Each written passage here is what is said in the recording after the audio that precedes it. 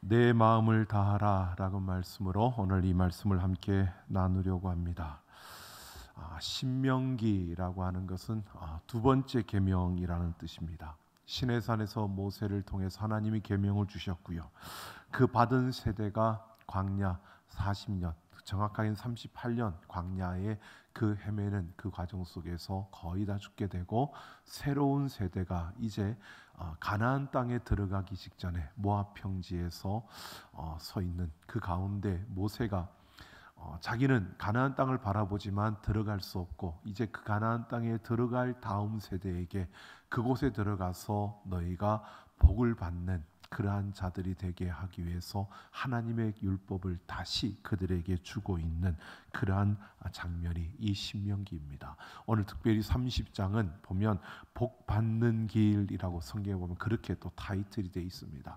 그러니까 하나님께 복을 받는 길, 복을 받는 그 비결을 말해주고 있다라고 하는데, 신학자들은 이 신명기 30장을 가지고요 이렇게 말하기도 합니다. 산소 마스크와 같다라고 이렇게 표현도 합니다.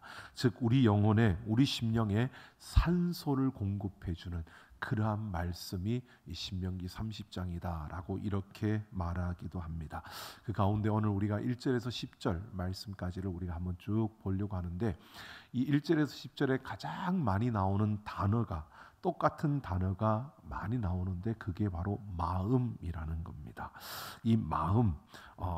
이 마음이라는 것은 바로 하나님께 그 마음을 드린다라고 하는 이러한 표현으로 하나님을 경외하는 것, 이러한 것을 말해주고 있는 건데요. 특별히 마음을 다하고 뜻을 다하여라고 하는 이 문장이 3번 반복됩니다. 2절과 6절과 오늘 우리가 읽은 9절 10절에서 같이 함께, 이 보통 성경에 보다 보면 이건 상식입니다. 9절 10절 이런 식으로 90절이 함께 되어 있죠. 이런 구절들이 성경에 몇 개의 구절이 있습니다. 이거는 원문에서 구절을 나눌 수 없는 한 문장이기 때문에 이렇게 적어 놓은 겁니다. 우리가 볼 때 굉장히 긴데 이게 한 문장입니다. 그래서 9절과 10절이 같이 되어져 있는 겁니다. 성경을 보다가 우리가 혹시 이렇게 되어 있는 거 왜 일어났을까? 성경 어떻게 자리가 모자라서 이렇게 했을까? 그런 게 아닙니다. 원문의 한 문장이어서 그렇게 나누는 겁니다. 그렇게 나누지 않고 하나로 9절, 10절 이렇게 해놓은 겁니다. 자, 마치 알았던 것처럼 저를 쳐다보시는데, 자, 그런데 오늘 마음과 뜻을 다하여라고 하는 이 구절이 3번 반복되는 가운데 모세가 우리에게 말하고 있는 이 부분, 마음과 뜻을 다한다는 이것은 온 마음을 다한다는 겁니다. 전심이죠. 진심이라고도 말합니다. 하나님께 온 마음을 다하는 그러한 자가 복되다라고 하는, 복을 받는 비결은 마음을 다하고 뜻을 다하는 것이다 라고 말해주고 있는 겁니다. 여러분, 하나님께 온 마음을 다하셨습니까? 여러분, 하나님께 온 마음을 다하셨나요? 하나님 온 마음을 다해 사랑하십니까? 답이 없는 거 보니까 어떻게 할 수가 없고, 온 마음을 다했냐 그러니까 온 마음을 다하진 않은 것 같고, 여러분 온 마음을 다하기를 원합니다. 온 마음을 다하면 반드시 좋은 일이 생겨나는 줄로 믿습니다. 복 받는다는 겁니다. 우리에게 좋은 일이 있는, 여러분 하나님이 우리에게 복을 주시기를 원하시고 은혜 베푸시기를 원하시고 우리의 삶에 더 좋은 것들로 채워주기를 원하시는 줄로 믿습니다. 그것이 나의 것이 되기 위해서 우리에게 필요한 것은 온 마음을 다하는 겁니다. 마음과 뜻을 다하는 것을 말해주고 있습니다. 자, 오늘 모세는요 다음 세대, 그 가나안 땅에 들어갈 그들에게 정말 부탁을 하는 건데, 정말 핵심적인 이 부탁을 여기서 이렇게 하고 있는 겁니다. 너희가 그 땅에 들어가서 하나님을 온 마음을 다하여 사랑하면, 그 하나님을 따르면 너희가 복을 받지만 그렇지 않으면 저주를 받는다고. 여러분, 우리는 복을 받는다는 건 좋은데 저주 받는다 그러면 굉장히 싫어합니다.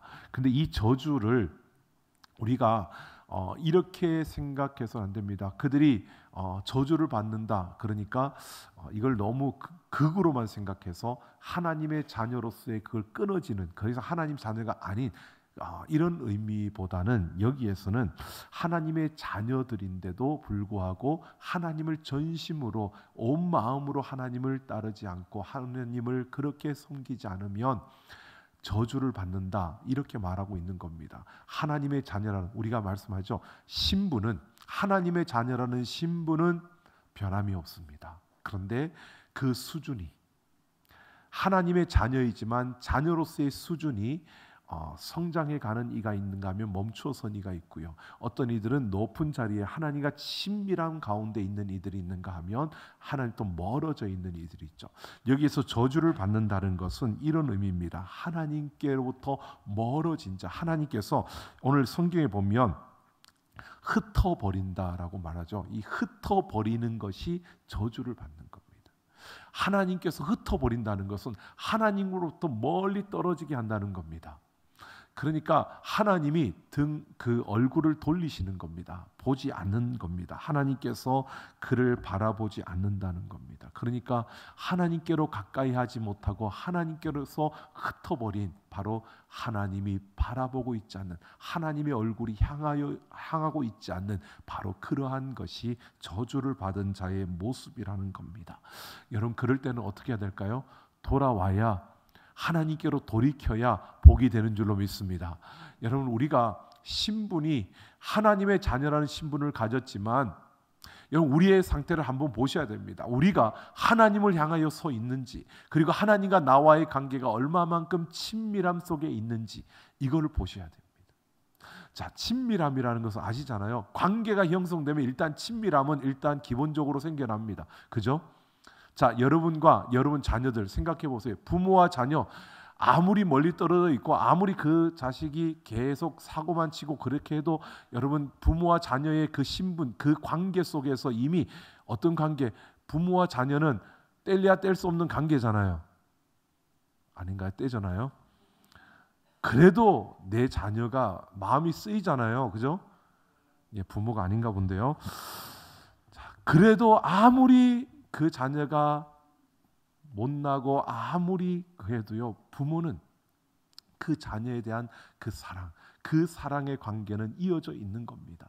그런데 하나님께서 얼굴을 돌린다고 사랑하지 않는다, 이건 아니에요. 나중에 보면 또 우리가 말씀드릴 텐데요.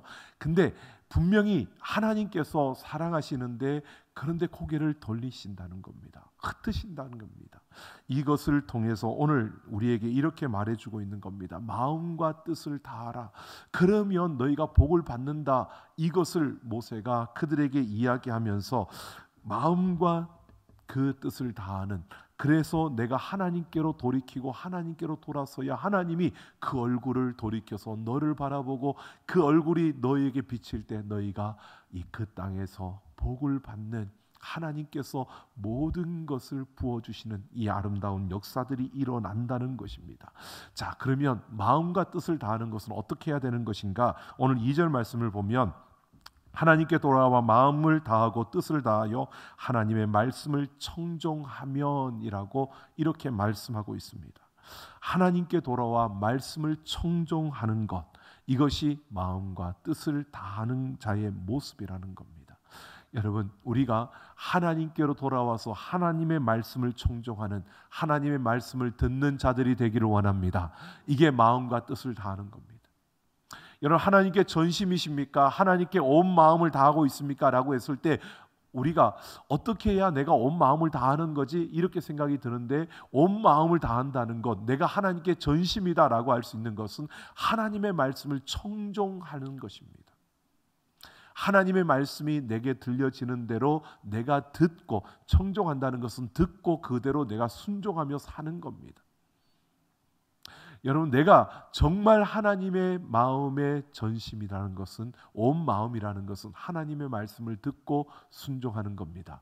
여러분, 우리의 자녀들이 부모의 말을 듣고 예, 알겠습니다, 그리고 순종하면, 그대로 살아가면, 그대로 가면 여러분, 부모의 마음은 어떻습니까? 그 자녀가 기쁘고 즐겁죠.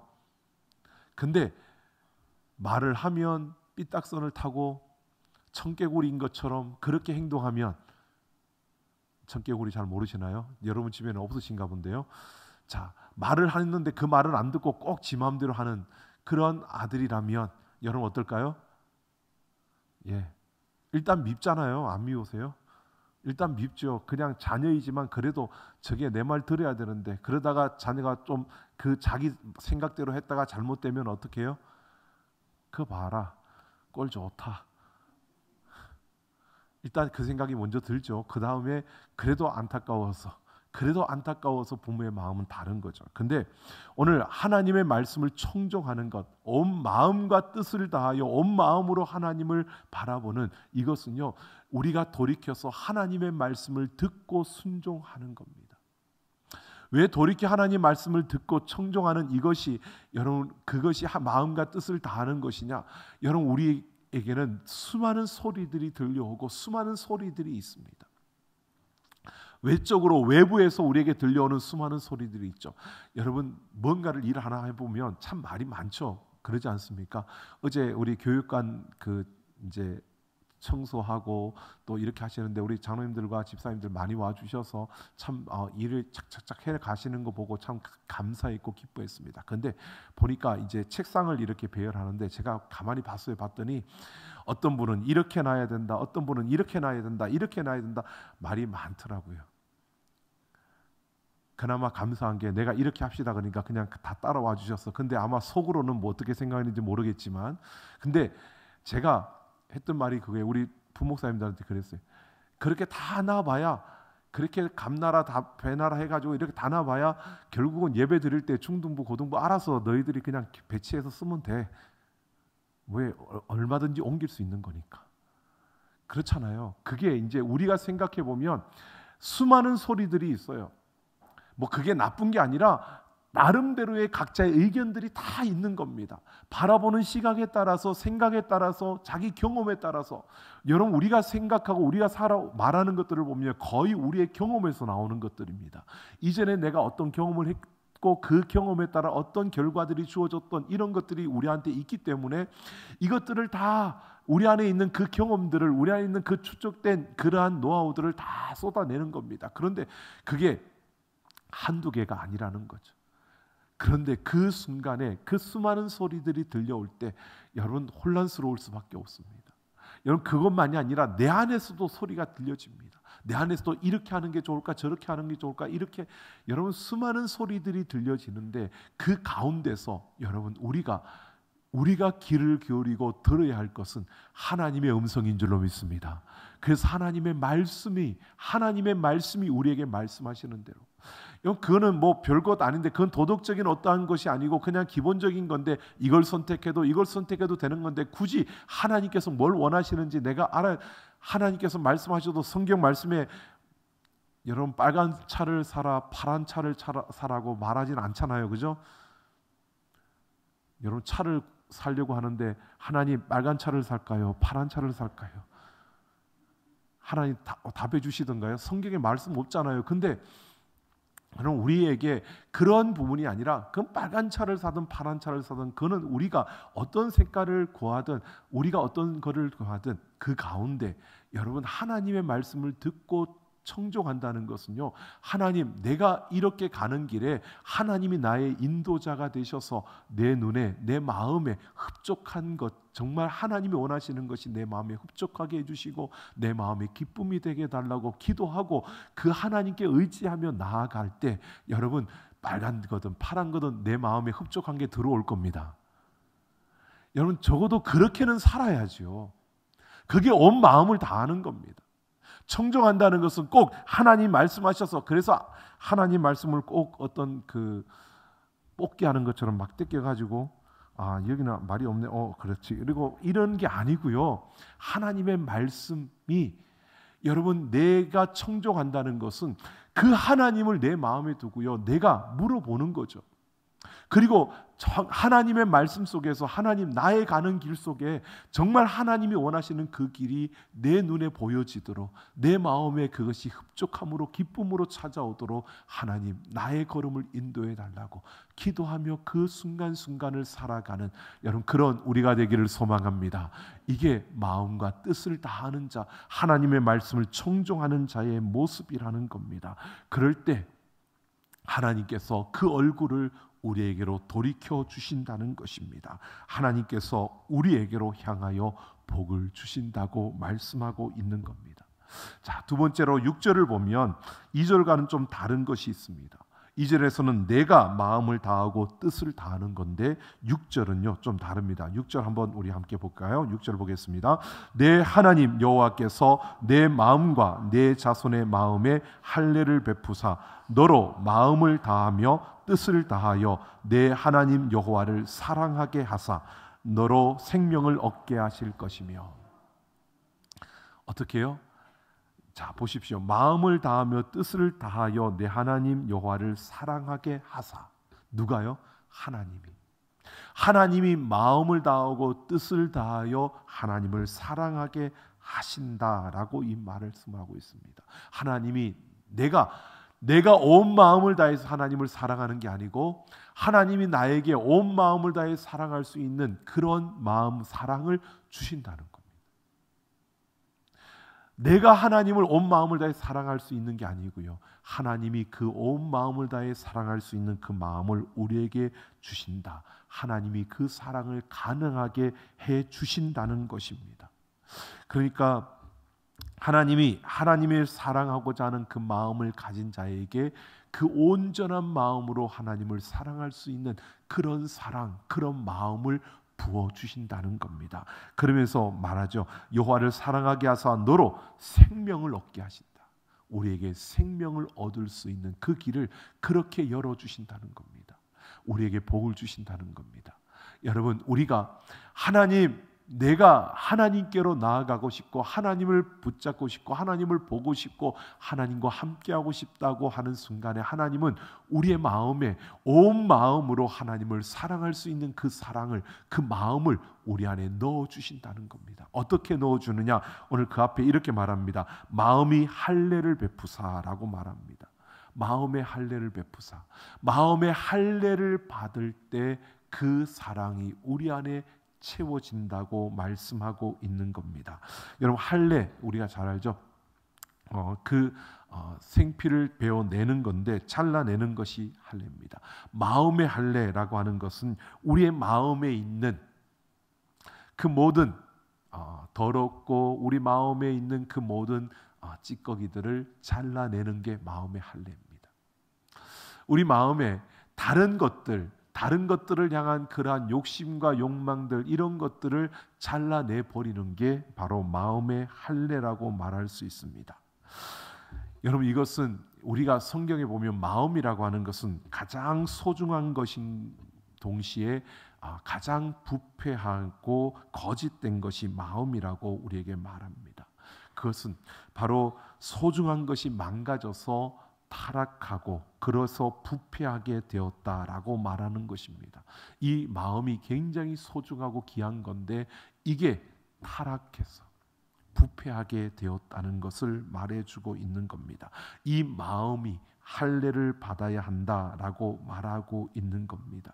그러니까 내가 마음을 잘 다스리면 되는 거야, 이렇게 말하고 있는 것이 아니라 마음의 할례를 받는다는 것은 내가 마음을 잘 다스리면, 여러분 우리가 세상에서 그렇게 말하죠. 마음을 다스리고 마음을 잘 누르고 마음을 잘 절제하고 그러면 잘 되는, 여러분 그것이 아닙니다. 우리의 힘으로 이것을 잘 다스리고 또 절제하고 이렇게 하기가 참 어렵고 그건 불가능한 겁니다. 여기에서 말하는 이 할례는요, 하나님께서 우리에게 마음의 할례를 베풀어 주신다는 겁니다. 우리가 하는 게 아닙니다. 하나님이 우리에게 마음의 할례를 베풀어 주시는데, 이것을 로마서 12장 2절에서는 마음을 새롭게 함으로 변화를 받는 것을 말하고 있습니다. 마음을 새롭게 하는 것, 이게 마음의 할례다라고 말해주고 있고요. 디도서 3장 5절을 보면 우리를 구원하시되 우리가 행한 바 의로운 행위로 말미암지 아니하고 오직 그의 긍휼하심을 따라 중생의 씻음과 성령의 새롭게 하심으로 하셨나니라고 말합니다. 그러니까 우리의 마음을 씻는, 우리의 마음의 할례를 받는 방법을 디도서에서 바울이 이렇게 말합니다. 중생의 씻음과 성령의 새롭게 하심으로 우리의 마음을 할례를 받을 수 있다라고 말합니다. 중생의 씻음, 여러분 중생은 한 번 일어나는 겁니다. 거듭나는 겁니다. 거듭나는 것을 중생이라고 하는데, 내가 예수 그리스도를 믿는 그 순간의 믿음으로 한번 내가 다시 태어나는 것을 거듭난다, 중생이라고 말합니다. 이 중생의 씻음, 내가 예수 그리스도를 믿음으로 하나님의 자녀가 되는 그 순간에 우리의 마음이 할례를 받고 우리가 거듭나게 되는 줄로 믿습니다. 바로 이 사실을 말하는 거고요. 그리고 성령의 새롭게 하심으로 이렇게 거듭난 우리들이 마음에 계속 때가 타고 또 더럽혀질 때 이 마음을 다시 새롭게 씻어줄 수 있는 그러한 역사를 성령의 새롭게 하심, 그러니까 성령께서 이 거듭남의 모든 일들을 성령께서 하시고 성령께서 주관하셔서 주도하셔서 모든 일을 이루시는 이것을 말할 뿐만 아니라, 이 성령께서 날마다 우리를 새롭게 하시는, 우리를 씻어주시고 우리를 더 강건케 하시는 이러한 역사들을 말하고 있는 겁니다. 이것을 통해서 마음을 새롭게 할 수 있는, 우리의 마음의 할례를 받을 수 있다라고 말하는 겁니다.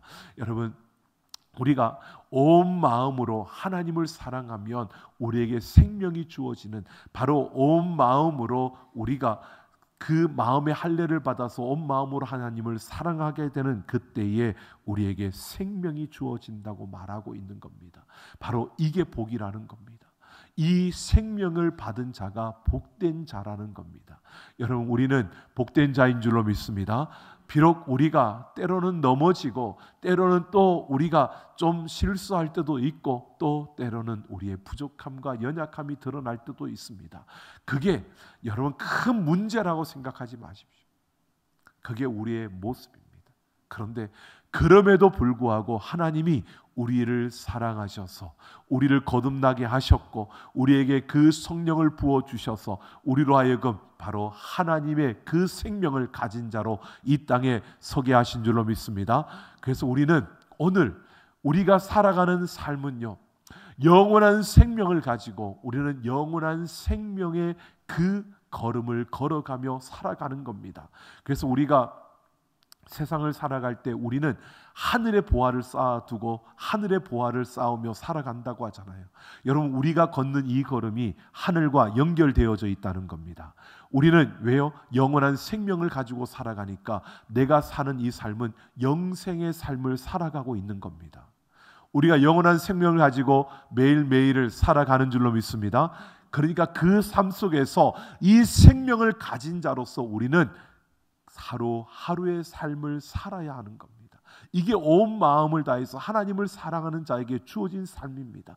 그러니까 온 마음을 다해서 하나님을 사랑하면 여러분, 우리는 매일 아침에 눈을 떠서 그 하나님과 함께 시작하는 그 삶 속에서 내 마음대로, 내 생각대로, 내 욕망대로 그렇게 그냥 질서 없이 그냥 그렇게 망가진 모습으로 그냥 되는 대로 그렇게 살아가는 인생이 되지는 않는다는 겁니다. 내가 마음을 다하고 뜻을 다하여 하나님을 사랑할 수 있는 그러한 마음을 가지고 우리가 그 생명을 가진 자로서 우리의 삶은 생명의 그 열매가 맺어지는 그러한 생명의 향기가 나는 바로 그런 삶을 살아갈 수밖에 없고 그런 삶을 살게 되어진다는 겁니다. 여러분, 우리 안에 계시는 성령께서 우리를 그 길로 인도해 주실 줄로 믿습니다. 그러니까 우리는 이미 마음의 할례를 받은 자고, 그래서 우리가 신경 써야 될 것은요, 매일 하나님을 사랑하는, 온 마음을 다해 하나님을 사랑하는 바로 그런 우리의 걸음을 통해서 매일 그 영원한 생명을 가지고 이 땅을 살아내는 우리의 걸음들. 그래서 우리가 뭘 하든지, 그냥 빨래를 하든 아니면 음식을 만들든 아니면 우리가 그냥 우두커니 앉아서 요즘 말한 대로 멍 때리든 뭘 하든, 여러분 그 순간에 그냥 내가 지나는 시간이 아니라 하나님의 생명, 영원한 생명을 가진 자로 나는 지금 그 시간 그 자리에 있다는 것을 기억하며 살아갈 수 있는 우리가 되기를 예수님의 이름으로 축원합니다. 그냥 멍 때린다 그러니까 갑자기 생각나는, 멍 때릴 때 그냥 멍하니 있는 게 아니라 내가 가만히 멍하니 있어도 하나님이 나와 함께하고 있으니까, 하나님 내가 멍 때릴 테니까 나한테 말씀하세요. 그리고 그냥 멍 때리고 앉아보세요. 그러면 하나님께서 여러분을 사랑하시는 그 사랑을 보여주실 줄로 믿습니다. 하나님 언제나 우리와 함께 하십니다. 자, 그리고 오늘 9절 10절에서 2절과 비슷하게 하나님께서 내게 복을 주시는데 손에 복을 주시고 몸의 소생에게 복을 주신다라고 말하고요. 또 가축에게 또 그 내 토지에 내가 가지고 있는 그 모든 것에 토지의 소산을 많게 하신다라고 말합니다. 바로 마음과 뜻을 다하여 하나님을 사랑하는 자에게 이런 일이 일어난다는 겁니다. 여러분 복 받으시기를 원합니다. 이 복이 우리의 것이 되기를 소망합니다. 자, 근데 보십시오. 맨 마지막에 보면 너를 다시 기뻐하사 내게 복을 주시리라라고 합니다. 여러분 하나님이 우리를 이렇게 말씀합니다. 내게 다시 복을 주신다는 겁니다. 너를 다시 기뻐하신다는 겁니다. 기뻐한다, 내가 다시 기뻐한다라고 하는 것은 우리를 다시 사랑하신다는 겁니다. 여러분 우리가 실수하고 넘어질 때 하나님이 우리를 흩어버리고 우리에게서 고개를 돌리고, 여러분 이것이 우리를 그냥 멀리하는, 끊어버리려고 하는, 우리를 버리는 이게 아니고요. 하나님은 우리를 회복시키기 위해서 우리가 다시 돌이키고, 그래서 그 하나님이 다시 우리를 사랑하기 위해서 그렇게 하신다는 겁니다. 여러분 지금 우리에게 말하고 있는 것이 온 마음을 다하고 뜻을 다하여 온 힘을 다하여서 그 하나님을 사랑하면 하나님께서 다시 기뻐하사 내게 복을 주신다라고 말합니다. 여러분 우리가 이것을 한번 생각해 보십시오. 우리는 한번 끊어진 관계에서 서로 화해하고 그리고 다시 좋아졌다고 하지만 여러분 어떻습니까? 솔직하게 마음에 뭔가 남아있죠? 아닌가요? 뭔가 남아있잖아요. 그래서 용서한다고 하지만 예전과 같지는 않을 겁니다. 그게 우리의 한계입니다. 예전과 같을 수가 없죠. 용서한다고 하지만, 그래서 용서하고 품으려고 하지만 예전처럼 대하기가 참 어려운 이러한 경우들이 분명히 있습니다. 그런데 하나님은 그게 아니라는 겁니다. 다시 기뻐한다라고 하는 것은요, 예전과 똑같은 그 이전의 모습으로 하나님이 사랑하신다는 겁니다. 여러분 이게 하나님의 사랑입니다. 우리를 덮으시는 하나님의 사랑이 바로 이런 사랑입니다. 사람은 그렇지 못합니다. 그런 사랑을 줄 수가 없습니다. 뭔가 남아 있습니다. 꼭 그러잖아요. 용서를 했는데 나중에 그와 비슷한 일이 있는데도 아닌데도 누군가의 그런 이야기를 들으면 생각해, 그럴 줄 알았어. 우리 보통 예전에 어른들이 그러죠. 집으로 남주나 꼭 그게 그럴 줄 알았어. 꼭 그렇게 말을 하는 게 우리의 모습입니다. 그게 우리의 한계예요. 근데 하나님은 다시 기뻐하신다고 말합니다. 그게 아니라는 거예요. 하나님은 기억지도 아니하시고 우리를 용서해 주시며 우리를 다시 기뻐하시는 줄로 믿습니다. 바로 그 하나님의 사랑이, 그 하나님이 우리를 품으시고 우리에게 복을 주신다고 말씀하고 있는 겁니다. 여러분 그 하나님께서 우리에게 복을 주시는 것이 얼마나 큰지, 그 복이 우리에게 얼마나 위대한 것인가를 분명히 우리에게 이렇게 말해주고 있습니다. 여러분 모세가 그 가나안 땅에 들어가는 그 다음 세대에게 3번에 걸쳐서 마음과 뜻을 다하라고 그렇게 그들에게 지금 당부를 하고 있는 겁니다. 마음과 뜻을 다할 때 우리가 해야 될 일이 있고 하나님이 우리에게 주시고자 하는 약속이 있는 겁니다. 마음과 뜻을 다할 때 우리가 해야 될 일은 하나님 앞으로 나아오는 것이고요, 돌아오는 겁니다. 그리고 그 하나님의 말씀에 청종하는 겁니다. 그 하나님 말씀을 듣고 그 말씀에 순종하는 겁니다.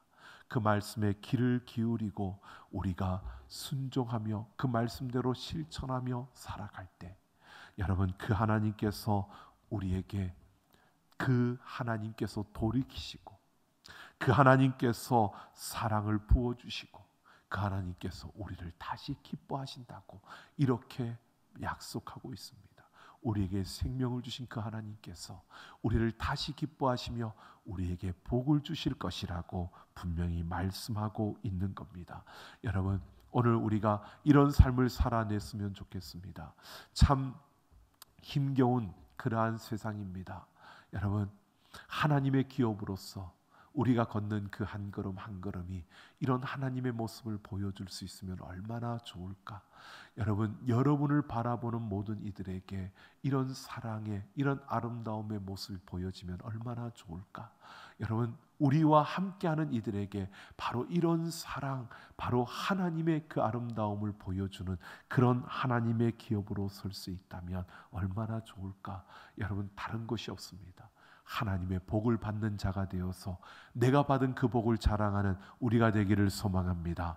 우리가 그런 자리에 서기를 원합니다. 여러분, 항상 그렇잖아요. 제가 우리 사역자들하고 이야기할 때도 얼핏 그 이야기했는데, 제가 가끔씩 지하철을 타고 나갈 때가 있는데 가끔 나도 보면 집이 수락산 쪽이니까 가능하면 웬만하면 앉아갑니다. 앉아가는데 이상하지요. 노원역만 지나가면 그 다음부터 어른들이 타는데 다른 데도 많은데 꼭 제 앞에 와서만 서 계신, 눈을 감을 수도 없고 참 외면할 수도 없고, 그리고 턱 앞에 딱 가서 저 경로석도 있는데, 물론 경로석이 거의 차 있긴 있지만, 근데 꼭 이상하게 다른 데도 옆에 사람들도 많은데 꼭 제 앞에 딱, 그럴 때마다 갈등이, 죄송합니다. 그럴 때마다 이거 일어나야 되나 말아야 되나 마음속에서 몇 번 이야기하다가 벌떡 일어납니다. 그런데 참 그럴 때마다 느껴지는 게, 일어나면 마음이 시원한데요, 앉아 있으면 계속 갈등이 되는 거예요.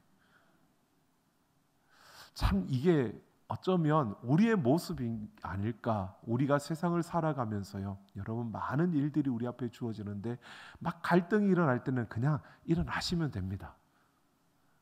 일어나시면 된다니까요. 우리가 말씀을 들었는데 이걸 순종할까 말까, 순종하면 됩니다. 그러면 시원해요. 근데 그거 계속 이것도 안 될 것 같고 이것도 안 될 것 같고 자꾸 안 되는 것만 보다가 그것만 보면서 여러분 있으면요, 어려워요. 우리가 마음과 뜻을 다해서 하나님을 사랑하고 그 하나님 말씀에 순종하지 못하게 하는 것들이 세 개가 있습니다. 그것 때문에 그렇습니다. 뭔지 아십니까? 교만과 태만과 산만입니다. 근데 그 중에 제일 우리를 가장 그렇게 하게 못하게 만드는 게 산만입니다. 갖가지 생각이 우리를 산만하게 만들어가지고 우리로 하여금 순종하지 못하게 만드는 겁니다. 여러분, 우리 마음에 이것도 안 될 것 같다, 이렇게 하면 안 될 것 같고 자꾸 우리를 산만하게 만드는 그때에는 그냥 일어나십시오. 순종하시면 됩니다. 그러면 하나님께서 우리의 마음을 시원하게 해주시고요, 오히려 하나님께서 이런 부분을 우리에게 주십니다. 우리 어깨를 툭툭 두드리면서 잘했다, 그리고 칭찬하시는 이런 하나님의 사랑이 우리에게 매일매일 부어지기를 소망합니다. 여러분, 그렇게 되기를 소망합니다. 우리 함께 기도하겠습니다.